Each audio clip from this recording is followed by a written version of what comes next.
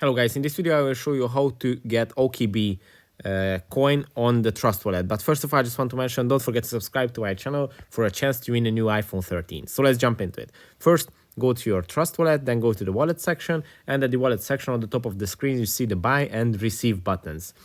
Then you can either buy or receive OKB coin. Tap on the one that you are interested in, type in OKB, and when it appears you just tap on it and it's going to generate for you your QR code, and with this QR code you can receive OKB to your Trust Wallet. Or you can tap on copy and it's going to copy your Trust Wallet address and you can receive that way. Or you can even tap on set amount, and here if you type in a set amount of OKB coin, it's going to generate for you a new QR code, and with this new QR code you can receive this set amount of OKB.